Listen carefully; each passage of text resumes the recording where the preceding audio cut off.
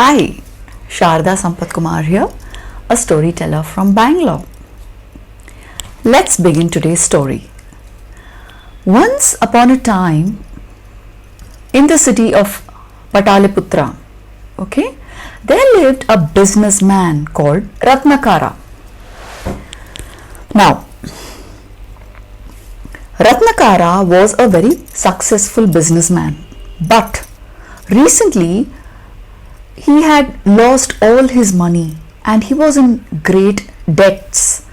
He was in great debt because he had lost his money due to some bad business deal, and he was really depressed and sad. So he kept brooding over this and thinking so much about why it had happened and all that. A very depressed state. One day, as he was in the process of his thoughts and other things, he just went to sleep. And he had a dream. What was that dream? It was that a monk appeared in his dream and told him, see, I contain all the entire collection of your ancestral wealth. So tomorrow I will come in the same form and appear before you. And you have to pick up a cudgel and hit me on my head, and I will turn into gold.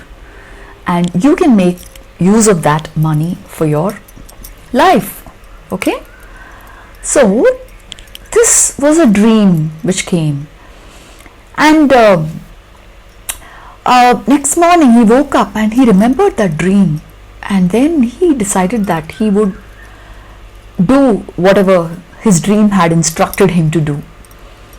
So it was morning and he had called his barber to his home to give him a shave. So the barber had come and he was Ratnakara was getting his shave from this barber when a monk suddenly arrived in front of his home. And as soon as the monk appeared, the barber was also there. As soon as the monk appeared, Ratnakara immediately picked up a cudgel. So what's a cudgel? A cudgel is a thick, short stick generally used as a weapon to hit someone. Probably a thick, short stick, which could be used as a weapon. So he picked up the cudgel and immediately hit the monk on the top of his head. And immediately what happened? The monk turned into gold. And the barber was witness to all this that was happening.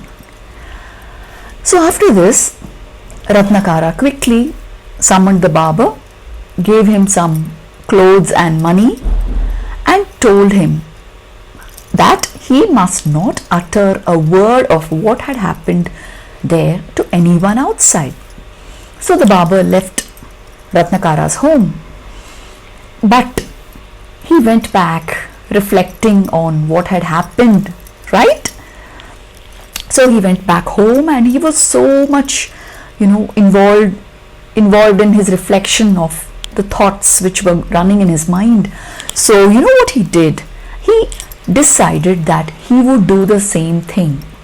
Hitting a monk on his head would make me rich. That was the lesson he had learnt, right? So the next day he went to a monastery and he met all the monks there and invited them home for a great feast to his house.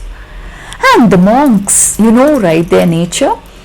So they also immediately agreed to this and they followed the barber back to his home, expecting that they would be given a sumptuous feast. So as soon as he reached home, he asked the monks to assemble in his hall, in the living room of his home, and shut all all the exits of his house. And he came back to the living room and he picked up a cudgel and started hitting every monk one by one on their heads. One monk died, and the remaining others were profusely bleeding with deep wounds on top of their heads. And they started wailing terribly. And there were some soldiers who were passing by on the road, and they heard these cries of the monks and rushed inside only to see what was happening. Okay, and they immediately arrested the barber and took all the monks and went to the king. The king was so furious and angry. Okay, he being the ruler, he had to give them justice. So he was so furious about what had happened, and he asked the barber, "What made you do such things? Why did you do that?" For which the barber narrated the entire story of Ratnakara and how he got this idea from Ratnakara.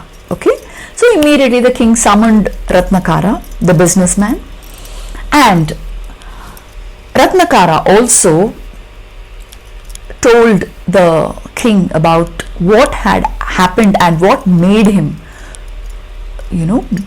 do this kind of an action. And now the king understood what had happened, and he asked his guards to push the barber into prison. Okay, he made him prisoner. So this is the end of the story. And what is the essence of the story? What do you get out of this?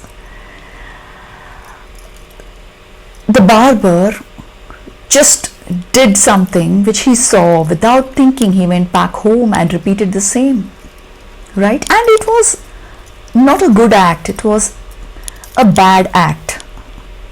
So bad acts without thinking put us into deep trouble.